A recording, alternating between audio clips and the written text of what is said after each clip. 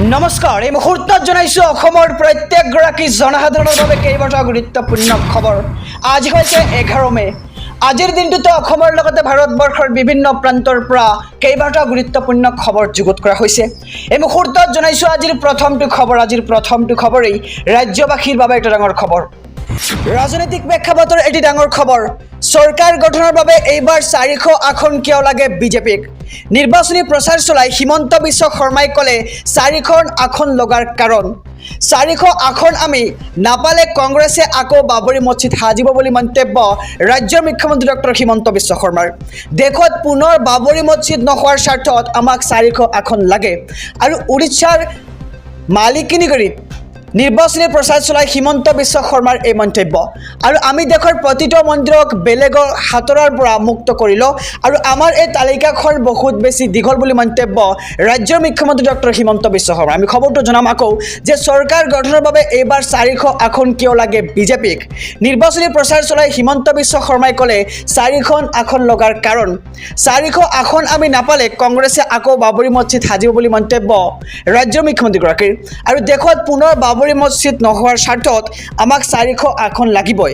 এই মুহূৰ্তত জনাইছো আজিৰ দ্বিতীয় নম্বৰ খবৰটো ৰাজ্যবাসীৰ বাবে ভাল খবৰ। কিয়নো আজি ৰাজ্যৰ লাখ লাখ লোকৰ একাউণ্টত সোমাল ধন। পৰীক্ষা কৰক এতিয়াই আপোনাৰ বেংক একাউণ্ট। চৰকাৰে জমা কৰাই দিছে আপোনাৰ একাউণ্টত ধন। অৰুণোদয় আঁচনিৰ লাখ লাখ হিতাধিকাৰীৰ একাউণ্টত জমা হৈছে আজি 1250 টকাকৈ।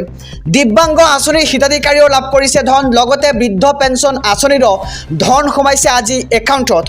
আৰু বিধৱা পেঞ্চন আঁচনিৰো ধন জমা হৈছে আজি একাউণ্টত। প্ৰতি মাহৰ 10 তাৰিখে হিতাধিকাৰীৰ একাউণ্টত ধন সোমোৱাটো নিশ্চিত কৰিছে এতিয়া চৰকাৰে। আৰু আজি হৈছে ৰেচনৰ সামগ্ৰী লোৱাৰ অন্তিমটো দিন। আপুনি ৰেচনৰ সামগ্ৰী লাভ কৰিছেনে নাই কমেণ্টত জনাব। আৰু সংগ্ৰহ কৰক আজি আপুনি ৰেচনৰ সামগ্ৰী। আৰু ৰাজ্যৰ লাখ লাখ লোকৰ একাউণ্টত আজি সোমাইছে চৰকাৰী ধন। আৰু পৰীক্ষা কৰক আপোনাৰ একাউণ্ট আপুনি ধন লাভ কৰিছেনে কৰা নাই। এই মুহূৰ্তত জনাইছোঁ আজিৰ তৃতীয় নম্বৰ খবৰটো। অৱশেষত জামিন লাভ কৰিলে দিল্লীৰ মুখ্যমন্ত্ৰী অৰবিন্দ কেজৰিৱালে।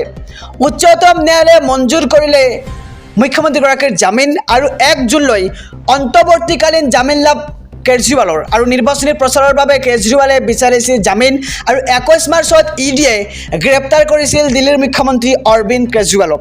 আৰু দিল্লীৰ সুৰানীতিৰ গোচৰত গ্ৰেপ্তাৰ কৰা হৈছিল অৰবিন্দ কেজৰিৱালক। আৰু 2 জুনত পুনৰ আত্মসমৰ্পণ কৰিব লাগিব অৰবিন্দ কেজৰিৱালে। আৰু অৱশেষত জামিন লাভ কৰিলে দিল্লীৰ মুখ্যমন্ত্ৰী অৰবিন্দ কেজৰিৱালে। উচ্চতম ন্যায়ালয়ে মঞ্জুৰ কৰিলে জামিন। আৰু 1 জুনলৈ অন্তৱৰ্তীকালীন জামিন লাভ কেজৰিৱালৰ। এই মুহূৰ্তত জনাইছোঁ আজিৰ চতুৰ্থ নম্বৰ খবৰটো ৰাজনৈতিক প্ৰেক্ষাপটৰ এটি ডাঙৰ খবৰ। এবাৰ পুনৰ মুখ খুলিছে মৌলানা বদৰুদ্দিন আজমলে। ধুবুৰীত পৰাস্ত হ'ব ৰকিবুল হুছেইন। আৰু চতুৰ্থবাৰৰ বাবে সাংসদ হ'ব মৌলানা বদৰুদ্দিন আজমল। আৰু আজমলে এতিয়াই প্ৰকাশ কৰিলে কৰ্ম তালিকাখন। আজমল জয়ী হ'লে ঘৰে ঘৰে চৰে চৰে যাব শিক্ষাৰ প্ৰখৰ। আৰু গৰাখহনীয়াৰ স্থায়ী প্ৰতিৰোধৰ ব্যৱস্থা কৰিব মৌলানা বদৰুদ্দিন আজমলে। আৰু ধুবুৰীত নতুনকৈ স্থাপন কৰা হ'ব বিশেষ উদ্যোগ। ফলাফল ঘোষণাৰ পিছতে AHSECৰ কেইবাটাও ডাঙৰ ঘোষণা। কিদৰে বহি পুনৰীক্ষণৰ বাবে কৰিব আবেদন শিক্ষাৰ্থীয়ে? ফলাফল ঘোষণাৰ 3 দিনৰ ভিতৰত বহি পুনৰীক্ষণৰ বাবে কৰিব পাৰিব আবেদন। আৰু কিদৰে লাভ কৰিব মাৰ্কশ্বিটসমূহ? মাৰ্কশ্বিট ডাউনলোডৰ বাবে নতুন নিয়ম এতিয়া প্ৰকাশ কৰা হৈছে। আৰু কোনকেইটা ৱেবছাইটত লাভ কৰিব মাৰ্কশ্বিট? মাৰ্কশ্বিটত বিসংগতি থাকিলে দিব পাৰিব শিক্ষাৰ্থীয়ে অভিযোগ। আৰু অনলাইনযোগে পৰীক্ষাৰ্থীয়ে দিব পাৰিব এই অভিযোগ।